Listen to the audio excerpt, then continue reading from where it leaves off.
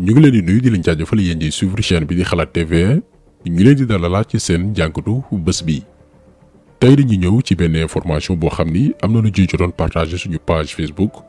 am na également intervention bu Ababacar Mboup di coordonnateur ànd sàmm jikko yi bu leen dégtaloon ay bés ci ginnaaw muy agenda bi nga xam ni Nations Unies moo ko tëgg bëgg ko nag def un programme universel maanaam réew yëpp ànd daganal mbiru góor jigéen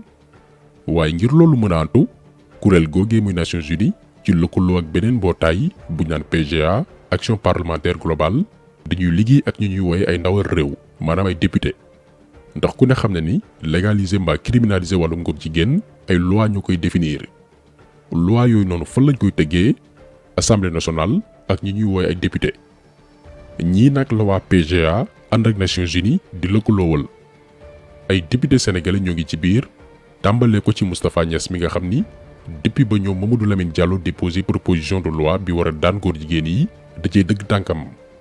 yéen ñëpp gis ngeen ci média yi ñuy titré Moustapha Niass bloque la proposition de loi criminalisant l'homosexualité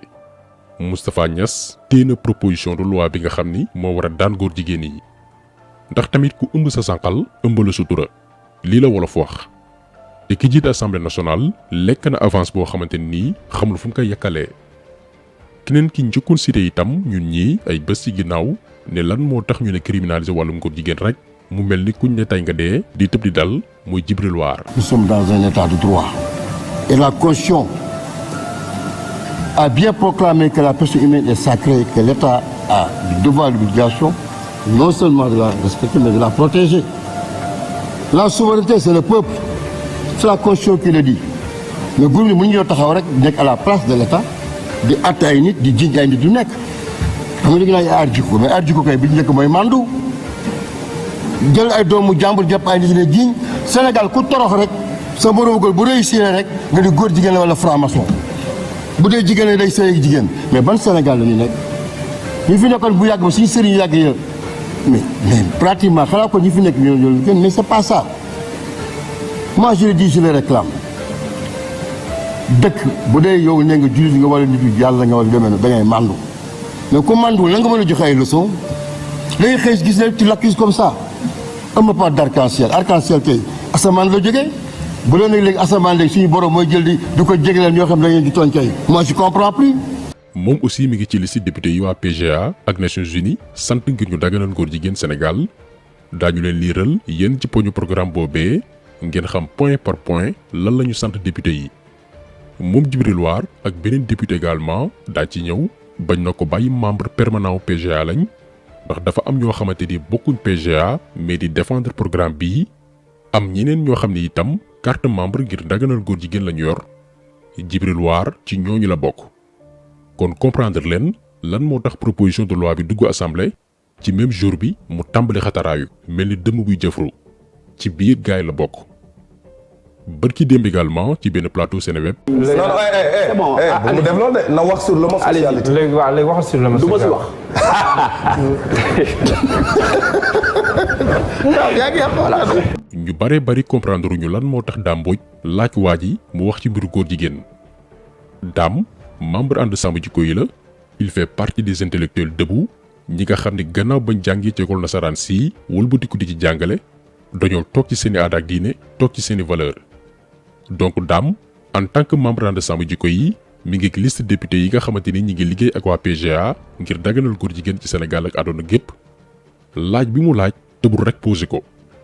c'est parce que Zator Mbaye mi lànk ne du wax ci mbiru góor jigéen yi dafa bokk ci député 12e législature yi àndoon ak waa PGA ngir nees la ñu mën a def ngir daganal góor jigéen suñu réew bañ na ko ba mu demee foofu noonu joxewul turam dëgg-dëgg dafa ni mi ngi tudd Pape Wallo te ci joxe surnom muy Zator Mbaye alors que turam dëgg-dëgg Pape Diallo la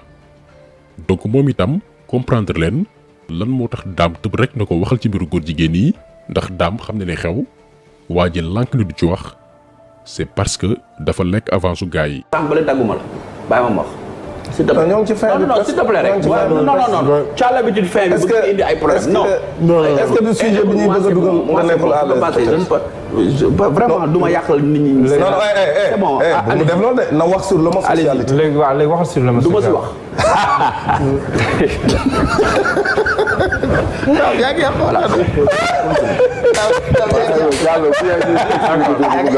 non docteur dinaa ñëwaat si moom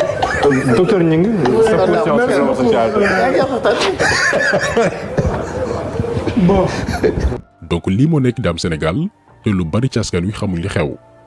dafa am ñoo xamante ni ñun ñoo leen fal ngir ñu nekkal ñu fi war a dox suñuy bëgg-bëgg mais alalu àdduna jaral leen ñuy jaay seen réew di doxal agenda góor jigéen yi Sénégal waaye comme que bëggoon nañ leen suturaal ba génne leen ñoom ci li ñu nekk su ko defee ñoom bu ñu delloo ci tubaab yi ne leen ñun kat def nañ suñu kéemtalaay kàttan waaye suñu askan ñoo bañ mais defuñ loolu. gis ngeen fan yi groupe parlementaire Benno Bokk Yaakaar ci turu Aymérou Gningue génn communiqué di dal ci kaw ànd sàmm jikko yi dem sax ba leen di traité ay politiciens alors que collectif bi ba muy door ba ñu dëgmal combat bi ngir xeex góor jigéen yi parti politique ak coalition yépp lu ñu invité. bàyyiwuñu kenn gis ngeen ni groupe Benno Bokk Yaakaar ñoom ñoo ñu émarger ji le groupe Benno Bokk Yaakaar laa wax bii liberté démocratie et liberté groupe parlementaire ñoo ñu ko déchargé ñoom tamit bii le parti socialiste ñoo ñu ko déchargé bii AFP ñoo ñu ko déchargé muy parti bu Moustapha Niasse bii Bokk Gis-Gis moo ñu ko déchargé bii grand parti bu Malick Gakou bii parti démocratique sénégalais bii Pastef les patriotes ñoo ñu ko déchargé kon gis ngeen ni ñun génnewuñu kenn bàyyiwuñu kenn comme ñun kenn mënuñoo reprocher ñun dañuy politique. donc xam nga ni lii dara gënu koo leer ñu invité la ci combat ba nga joxe sa kàddu dem ba ci biir lànk daldi bañ bésu rassemblement contre góor jigéen yi le 23 mai 2021 parti politique yépp pouvoir comme opposition société civile kilifa diine kilifa aada rawatina askan wi nga xamante nii tënkuwuñ ci benn organisation ñëpp la ànd sàmm ji koy invité yow en tant qu'organisation politique ñëwoo cité woon na ñi nga xamante ni ñoo fa teewoon ci politicien ndax loolu dafa am solo ndax ñoom ñooy voté loi yi muy Mamadou Lamine Diallo Cheikh Bamba Dièye Moustapha Guirassy ak Ousmane Sonko. bi ñu yeggee itam ci député yi nangu porter proposition de loi bi assemblée nationale lim nañ leen ñoom ñëpp ba lim ay député yoo xamante nii Benno Bokk Yaakaar la ñu bokk comme Abdoulaye Wilane ak Aline Souaré. léegi yow en tant que politicien ñu woo la ci rassemblement contre borom ñaari tour yi ñëwoo ñu woote ne yan député ñooy porter proposition de loi bi moo xam ngay pouvoir wala opposition dégguñ la nga bàyyi nag ba ñu yegg ca cappaandaw ga fa lépp di leeree fa ñu waree xam kan mooy kan nga gis naa fexe bu ci mel ni Aymérou Gningue bëgg daw ay responsabilité am en tant que député génne communiqué bi ci tur groupe parlementaire Benno Bokk Yaakaar naan da ngeen di politique te woon nañ ko ci xeex bi mu lànk daal di bañ. donc lii lañ ne duñ ko may kenn kuy défendre góor jigéen jëlal say responsabilité ne man damay défendre góor jigéen yi mu leer naññ wala boo ko mënul nga noppi jàpp sa morso njàmbur mais taxaw fële ngir lëndama la ko sos loolu lañ dul may kenn ku ko def dañ la teg ci pénc mi. gis nañ aussi keneen muy Ahmed Khalifa Niass ci loo boobu noonu la bokk ñiy wutal lay góor jigéen yi déjà waxal na loo xamante ni du dëgg suñu xalif généraux ne xalif yi joxuñ seen kàddu ànd sàmm jikko yi loolu daañ ci indi ay leeral ak i preuve indi aussi ay leeral ci campagne médiatique bi nga xamante ni ñoo ngi koy mëne juste pour yàq pour xajamal combat bi waaye lu mu leen jaral benn jaral nañu téeméer ak lu ko raw combat bi duñ ci may kenn lenn moo xam koo mën a doon ak looy incarné. léegi bu ñu ñëwee ci programme bi ñu jibal sànq tey député sénégalais bokk ci ñu dippee ko l'avancement des droits de l'homme et l'inclusion des LGBTI un manuel pour les parlementaires te PGA muy action parlementaire globale kuréel bu dajale lu ëpp téeméeri député ci àdduna wërngal këpp daal di koy tëgg ànd ci PNUD di benn ci ay bànqaasu Nations Unies ñu ne nees lañu mën a def ba ñoŋal àq ak yelleefu doomi aadama yi góor jigéen yi itam mën ci gis seen bopp programme bi lii lañ ko titré waaye yamu ci dañoo def 2 points yokku ci un manuel pour les parlementaires maanaam lii ab téere la boo xamante nii dañuy sas ay député ñu mën koo doxal seen réew mu nekk ab programme bu gudd nag waaye dañuy résumer lan la ñu sant parlementaires yi député yi nga xamante ni ay sénégalais ñu ngi ci biir daañu ñëw ci liste bi. dañoo def d'abord benn taxaw seetlu ñoom kuréelu seytaane yi ngir tënk jafe-jafe yi borom ñaari tur yi di jànkoonteel doora nag ñëw ci lan moo ci war a doon taxawaayu député yi. ñu ne député yi bokk ci programme bi lii lañ leen sant sur le plan législatif ci wàllum yoon fexe leen ba dooleel mboolem loi yu aaye kuy fitnaal borom ñaari tur yi benn ñaar fexe leen ba góor jigéen yi mën a am taxaw ci wàllum yoon ci wàllum dëkkuwaay wàllum liggéey faju njàng waaye itam une reconnaissance juridique maanaam yoon nangu leen liñ doon. ñu ne waaye tamit yéen député yi abrogé leen maanaam dàq leen bépp loi boo xamante ni jubluwaay bi mooy criminaliser wàllum góor jigéen loi yooyu noonu bañ leen ko. aar leen itam borom ñaari tur yi ci wax yu ñaaw ñu yëkkati di ko jëmale seen kaw donc poñ yi bari na mais ci gën a am solo dong lañ ci tànn maanaam lan moo tax waa PGA ak waa Nations Unies choisir ay député ngir lëkkaloo ak ñoom. donc bu ngeen gis ay député sénégalais dégg proposition de loi bi war a criminaliser wàllum góor jigéen ñu tàmbali xataraayu lii moo tax ci programme bii la ñu bokk te xaalis bu baree bari la ndax d'après suñu recherche PGA am nañ lu toll ci 18 bailleurs de fonds kuréel yoo xamante nii ñoo leen di jox alal yu baree bari lii la ñuy neexal ay député ngir ñu dérouler agenda bi nga xamante ni moo war a daganal wàllum góor jigéen ci seeni réew. léegi nag gannaaw bu ñu tëggee bile programme dañoo def ci benn liste mboolem parlementaire maanaam ay député yi nga xamante ni ñoo ngi liggéey ak ñoom ci manuel bii. bu ñu jëlee parti bi ñu jagleel Sénégal ñoom waa PGA ñooy lim ñu ne Moustapha Niass ci la bokk Awa Dia Thiam Awa Gueye Mamadou Lamine Thiam Djibril War ñoom ñaar yi ñu mujjee lim muy Mamadou Lamine Thiam ak Djibril War ay membre permanent PGA lañ dañ ci am carte membre. ba tey ci liste bii moom Abdou Mbow Marie Joséphine Diallo Cheikh Oumar Sy Abibatou Mbaye Khadijatou Diédhiou Seynabou Wade Pape Walo mooy Pape Diallo ñu gën nga xam ci Sator Mbaye dafa soppi turam. donc li tax Moustapha Niass moom depuis le début mu lànk bañ a convoqué parlementaires yi ngir ñu càmbar proposition de loi bi war a criminaliser wàllum góor jigéen ci Sénégal yaakaar naa léegi am ngeen ci réponse ci parlementaire yi organisation bi naan PGA ak benn bànqaasu Nations Unies bi naan PNUD choisir la ngir protéger borom ñaari tur yi ba noppi sàmmal leen seen ak yelleef. bi ñu publier woon ak liste bi gis nañ ko ci mel ni Cheikh Oumar Sy di weddi muy nag ñun ku ñu respecté woon moom dong nag moo weddeegum ñi ci des xam nañ li ñu xam ne pat ba tey tontuwuñ moom Cheikh Oumar Sy yamu ci mais dafa ni rapport bii nii musul am waaye dañ koy xamal fii nii ko loolu amul. rapport bii nii mi ngi ci site officiel bu PGA pgaction.org boo duggee ci page d'accueil bi ci barre des menus am na fu ñu bind ressources boo ci cliquer lii la di indil mais da ngay wàccaat ba fii nii ñu bind campagne contre la discrimination fondée sur l'orientation sexuelle et l'identité de genre nga bës seen rapport bii ñu def en 2017 da lay indi rapport bi moo nekk nii. donc Cheikh Oumar Sy d'accord mën nga setal sa der waaye rapport bi lu am la lu vérifiable la te yow xam nga ci dara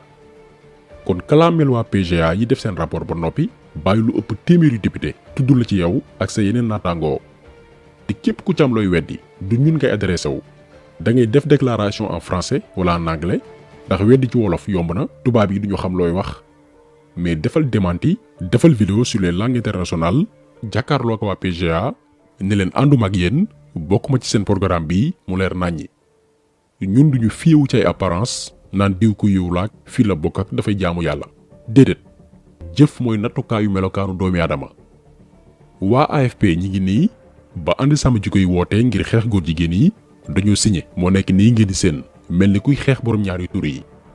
mais ndekete seen ñaari membre muy seen secrétaire général muy Moustapha Niass ak Zator Mbaye dañuy jàppale agenda góor jigéen yi ci suuf kon ñun duñu gëm politicien ci wax te bu doon yiw dong julli ak woor mbaa juddoo fu baax Ahmed Khalifa Niass mii du def sos wu rëy a rëy bi mu sos barki Demba Ndiaye. donc man nañ ma laaj li yàlla wax ak li yonent bi wax ak li jullit ñi di doxal depuis junni ak juróomi téeméeri at. mais pourtant lii sëñ Mountakha sa kilifa di xalif yi ngay wax xalif généraux yëpp ñoom ñoo porté combat bi ñoom ñoo signé pétition bi ñoo yabal ànd sàmm jikko yi. non ñi ko wax loolu c'est pas vrai. ah non ñoom ñu ngi nii toog. waaye dama ne loolu c'est pas vrai. yaakaar naa ku yàgg suivre chaîne bi di nga remarquer que ne Ahmed Khalifa Niass bokk na ci doomi aadama yi nga xamante ni dañ leen bërgal waaye lu tax tey ñuy wax ci moom mooy dafa yëkkati ay kàddu yoo xam ne ku dégg te xamoo da ngay jàpp ni c'est une voix autorisée maanaam ku am kàddu la ci këru diine yi wala njabootu maam Khalifa Niass bi ko jur alors que c'est faux nee na waa ànd sàmm jikko yi amuñu soutien wu benn këru diine ngir xeex góor jigéen yi te loolu amul déjà bu ñu jëlee Serigne Mbaye Sy Mansour yamul rek ci bind dafa wax mu leer naññi. beneen bi ci topp mooy mën nañ koo jàmbat waaye responsable bi nag dëgg-dëgg mooy état bi mooy affaire góor jigéen homosexuel lañ ci wax baaxul santul yàlla ñaaw na te nag mbir la moo xam ni ku ca mën dara te waxuloo ca ku ca kontaan yow yaag ñooma yem góor di sëyeeg góor fa la mbon yem jigéen di sëyeeg jigéen fa la mbon yem. lii ngeen di seen mooy signature Serigne Mbaye Sy Mansour ba noppi dafa bind benn lettre moom xalif général des Tidianes moo nekk nii wane position mu leer naññ ci mbir yi nga jël aussi xalif général des Mourides muy Serigne Mountakha signature moo nekk nii mais moom it yamul rek ci loolu dafa bind bataaxal ci combat bi bii ngeen di seen également mooy bu Serigne Maye Niass di xalif général Faydu Tijaniya bu Medina Baye mais dafa am beneen signature mooy bu Cheikh Tidiane Niass mi nga xam ni mooy représentant maam Khalifa Niass di wajur bu góor Ahmed Khalifa Niass ci kaw suuf ki nga xam ni mooy la voix légale bu Léona Niassène bu amee kenn ku ñu mën a jàpp kàddoom ci njabootu maam Khalifa Niass jëm ji la muy Cheikh Tidiane Niass signature moo nekk nii ngeen seen mais yamul rek ci loolu bi Ahmed Khalifa Niass tàmbalee jaxase xel yi di wax ci turu njaboot gi moom Khalifa Léona Niassène dafa def benn sortie yëkkati kàddu yi. nañ ko watee dañ ko war a watee parce que am na lu ñuy watee jëruñu réew mi dara lu dul ñoom la tonteel kon li jëriñ réew mi war nañ ko war a mën a watee nañ ko war a watee en facilement macha allah nañ ko watee en facilement dañ ko war a watee nañ ko watee macha allah. kon gis ngeen ni kon kàddu Ahmed Khalifa Niass yi moom rek la engagé moom moo am agenda am di mbuboo diine gi tey sosal ay kilifa di leen wax loolu ñu waxul mais loolu du ñu bett ñun ndax ku ragalul yàlla doo faale mindeefam yi bërki démb ci benn émission boo xamante ni dañ ko organiser ci complicité wu Aïssatou Diop Fall ngir uniquement yàq deru ànd sàmm jikko yi Ahmed Khalifa Niass dem na bani suñu borom musul ay mbiru góor jigéen ci alxuraan. ñoom ñooñu sos lii gis nañ leen ñu génneel ay documents ay pétitions ay dossiers ay courrier wax ne xalif généraux yi nekk si réew mi yëpp ñii dañoo signé pétition ba ànd ci lii ñu bëgg a def ba pare def ay courrier yow nag nga am position contraire nga yëkkati sa kàddu ñaawlu ñoom seen doxalin dañuy ni mel yooyu yëpp nag papa dama ko dëkk ñaale pour nag nga expliquer Sénégalais yi yow ban gis-gis nga am ci mbir mi nga xam ne fi mu nii xaw na doy waar tuuti. waaw soxna si ñun ba ñuy jàng rhétorique. ñu ñoo jàngaloon ni nit ki ne bu la laajee tontu li mu ngi ci biir laajam gi. yow xam nga da nga ne ñooñu dañ leen tuddee ñoom seen. waaw ñoom seen waxi ñoom seen nu ñu koy def. ànd sàmm da nga ne ñoom seen da nga ne ñoom seen rek kon nga bàyyi leen ci ñoom seen rek. dégg waaye du tere dinaa la wax rek ñetti yëf yi benn alxuraan bu dul indi li ci kii wax li ci bible wax mooy indi histoire Sodome et Gomorrhe lu dul loolu alxuraan waxu ci leneen newul baax na newul bon na newul ku déedéet. kon Ahmed Khalifa Niass dafa bokk ci ñi nga xamante nii ñun duñ la xamul dara déedéet ku xam lu yàlla wax la ku jàng la mais dafa bokk ci borom yi xam-xam yi nga xamante nii ngir mbiri àdduna loo xam ne fii la yem mu ci sosal yàlla yonentam bu tedd bi ak ay mag yu baax ñoo xam ne seen xam-xam utiliser wuñ ko ngir njariñu jaam yi mais dañ koy jëfandikoo ngir réeral ñoo xamante ni amaana seen imaan mbaa seen njàng sorewul te doomi aadama yu melokaanoo nii bokk na ci ñi suñu borom gën a rëbb yàkkamtiwu leen ndax seen xam-xam dañ ciy rax caay-caay ku leen topp réer mbaa torox ni ñoom xam-xam bu àndul ak teggin bonne foi ak ragal yàlla dafay wëlbatiku doon poson te loolu moo dal Ahmed Khalifa Niass ku jara yërëm la ki ko invité nag muy Aïssatou Diop Fall muy benn émission de propagande bañ na ko ba moom Aïssatou Diop Fall ba émission bi jeexee dafa doon jubilé kontaan naan Ahmed Khalifa Niass mayul dara waa ànd sàmm jikko yi. jërëjëf non lii dina ma rey paa bi dama yu leen dara paa bi dama yu leen dara paa bi dama yu leen dara. kon ngeen gis ni émission bii nii benn objectif la amoon mooy jaxase xel yi ak lëndëmal waaye ñoo ngi xaar dimanche prochain ndax moom ndaw si dina dalal waa ànd sàmm jikko yi pour droit de réponse ndax déontologie journalistique charte yi nga xamante ni moo tënki métier tasum xibaar moo ne boo dalalee ab doomi aadama bu yëkkati ay kàddu ci benn groupe mbaa benn jëmm kookee ñu joxañ baaraamu tuuma danga koy may mu tontu ci même émission boobu noonu ngir mu indi ay leeral donc ñoo ngi observé lan moo lal émission bii nii bu dee Aïssatou Diop Fall moom c'est une journaliste corrompue bu dee koo xamante ni dañ koy fay ngir muy def ay émission tendancieuse lépp dina leer li ci kanam raw li bët kon taxaw seetlu bi tey loolu la woon ñu ngi leen di gërëm di leen jaajëfal di leen di daje incha allah beneen yoon ci beneen jàngat jaa ngeen jëf.